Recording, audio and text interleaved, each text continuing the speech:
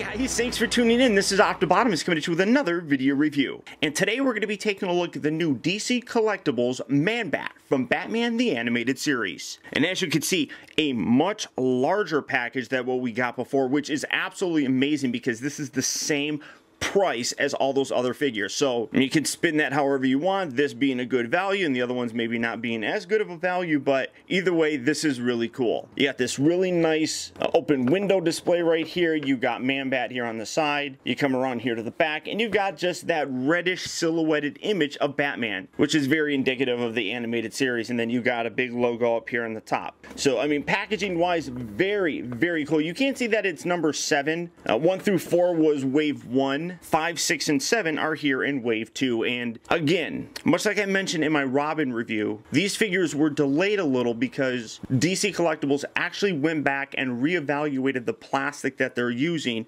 to strengthen it and make things not as fragile as that first wave was. I gotta give huge props to DC Collectibles for recognizing that. They truly do, from every interview that I've ever read, truly do love this series, and they want to give collectors what we deserve. And I'm very happy. In addition to that, they also did some cosmetic changes that we'll take a look at here. But for the packaging, that's about it for him. So without further ado, let's get him open and see how cool he actually is. Alright guys, so here we have Dr. Kirk Langstrom's alternate form, otherwise known as Man-Bat, opened up and out of his packaging. Now, Man-Bat first appeared in the very first created episode of Batman the Animated Series, titled On Leathered Wings. But an interesting little tidbit for you, while this was the first created episode, it wasn't the first one that actually aired. The first one that aired was the 2-part series, I think it's called Cat in the Claw, that featured Catwoman. Now the belief is, based on the popularity of the just released movie Batman Returns, Catwoman was a character that fans automatically knew, so they decided to put that episode on TV first. So while Unleathered Wings was the first one they created, it wasn't the first one that came on TV. And this was a character that they decided to bring to us because, you know, not a lot of people knew him. It wasn't an automatic kind of thing. People would recognize Catwoman, obviously, and characters like the Joker, so they decided to go with somebody a little bit more obscure. And they decided to give us Man-Bat. And for a figure, I'm really quite impressed with it. Like I said in the beginning, very large, and I really do feel well worth the price. But one thing that you do have to take into consideration, while this is a larger figure, the articulation is actually a little bit less. And that's fairly disappointing in some respects. Now, for the accessories, I'm going to set him here as best as I can. He does have a very hard time standing without his display piece, so you gotta balance him just perfectly. Let's see if that, all right, stay right there. He does come with the original kind of display stand where you do have the turnaround, which is nice, but you have the actual cradle, which has the extending bit, so you can slide it forward, which I do like. Instead of the previous ones that we got with Robin, where it's all the way in the back, this allows you to slide it forward and display him more in the center. And I like that. I think that that's a better use, but I also do like the one that came with Robin, because you don't have this extra bit that hangs off here in the back. That's kind of unfortunate. I mean, you can kind of cut that off. I do wish they just gave us one that centered the figure. That would be kind of nice just in of itself. Then he does come with a couple of accessories that were very episode specific. You get 3 little tiny medicine bottles here, which is what turned Dr. Langstrom into the Man-Bat. In the episode, we discovered that he created a chemical, or discovered a chemical, that allowed him to change into a new species of bat, basically giving us this guy right here. And these are those little vials that had those pills inside there. Also, he does come with a little tape recorder that we saw in the beginning of the episode. One of the security guards was walking around doing a, I don't know what he was doing. It was like a promo thing. Hey, if you want to learn how to do this, call blah, blah, blah, blah, blah.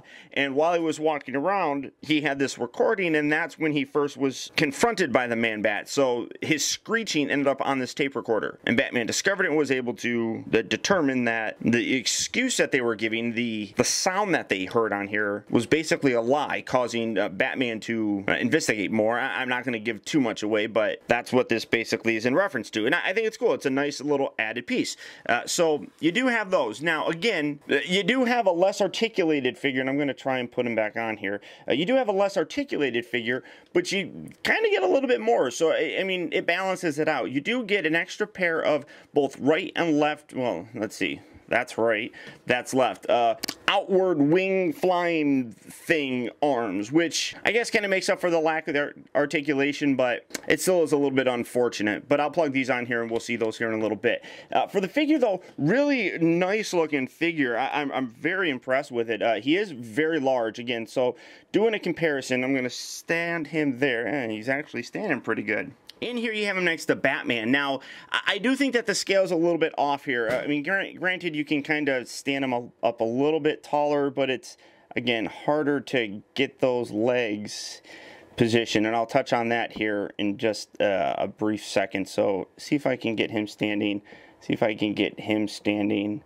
I don't want to have to bring out the display bases, but you can see that he is taller, but I think that he should be a little bit more massive. But for what we're getting, I think it's perfectly fine. Now, talking about the detail on here, I think he's a little bit darker of a color than he should be. The brown is a little bit more deep of a brown, but all in all, really very cool paint applications. I love what they did with this face. I want to zoom in here. And one thing that you're seeing, I mean, they got a lot of paint detail in there, but I love how they got his eyes actually kind of slanted there. Coming back so it's not as blurry, but you got one eye that's a little bit more open, the other eye. I love that. That's a real cool, just add to the personality in general of the actual character. That's really neat. Some really nice paint applications there going on his ear. You can see on the inside, he does have his pink tongue, nice white painted teeth, and then you also got some black highlights that are in there, so very well painted on this guy. But like I said, the brown I just feel is a little bit too deep.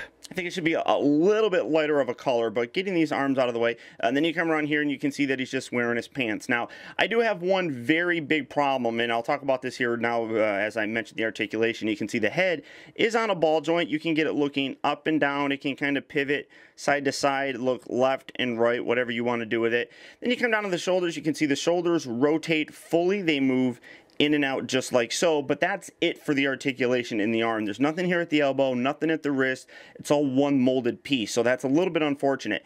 And then you come to this arm, and as you can see, this is, well, it barely sits in there. I mean, it's really very, I'm shaking it, and you can see it kind of stays in there, but it kind of slides out a little bit, and that's really very unfortunate. I mean, you can have the arms like this, and then whoop, that just, it just completely is loose in there. Now, I can't fix that, but it's something that if they're trying to fix their image, this is a little bit of a downer, I think. Oh, look at, oh, no, I was going to say, oh, look, it's, oh, no, okay, so it kind of stays right there, but very, very loose. And I don't necessarily think it's this, because if I take this arm here, yeah, this one, and plug this in, this is also very loose in there. So I don't necessarily think that it's actually the pin. I think it's more the hole is a little bit too wide. So I'm trying to, I mean, see,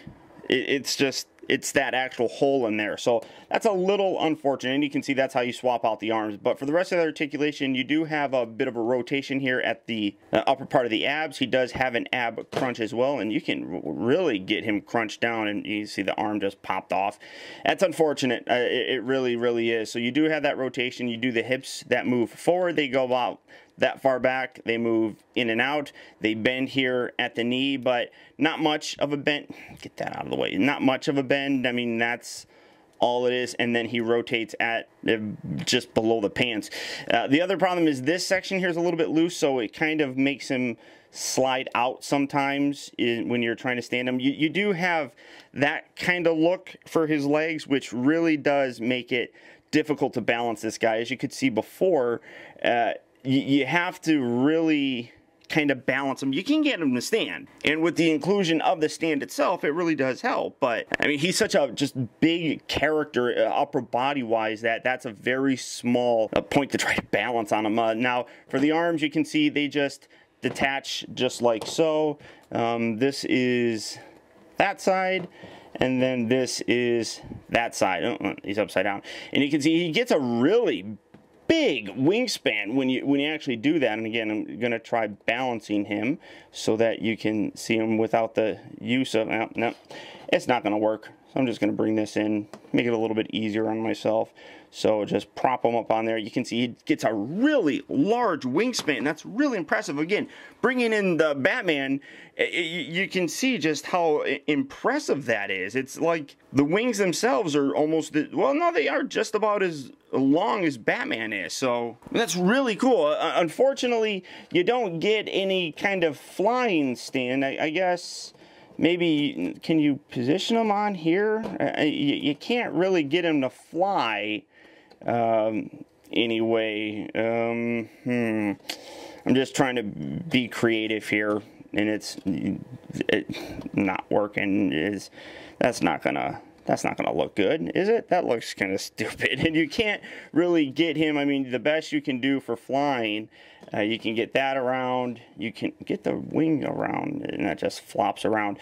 You can get that, but you can angle him back, but you can't really get his head all the way looking forward, which is really unfortunate. So I really do like this figure. I think he's really cool looking, and I love the fact that obviously he's a nice homage to that very first produced episode of Batman the Animated Series. But I think that there's some issues with him that makes him less fun to kind of play with. You got to be very careful when you're standing him. You got to be very careful when you're trying to position them and pose them and everything.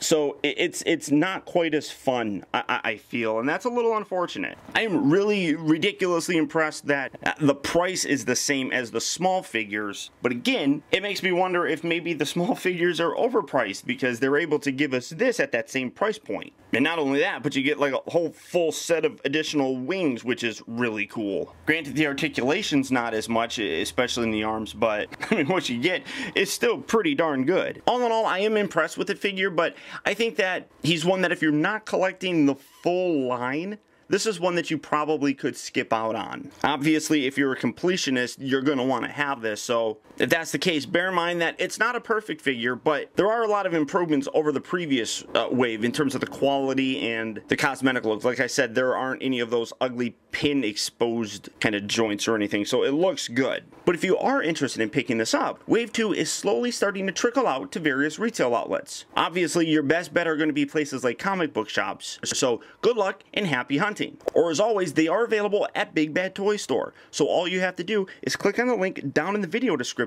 You'll go to Big Bad Toy Store where you can pick this up and add it to your collection today. But beyond that, guys, that's about it. So once again, I want to thank you for tuning in. This has been Optibotimus. Don't forget that you can keep in touch with me by liking my Facebook page at facebook.com/TeamBotimus and by following me over on Twitter at twitter.com/Optibotimus. Also, I'd encourage you to check out my website at OptibotimusReviews.com, where you can see all my videos from the previous week, see what I have coming up for future release, and also get your very own Optibotimus t-shirt. And finally, I'd also really appreciate it, guys, that if you like this review, don't forget to please like, comment, and subscribe. And until next time, I'll talk to you later.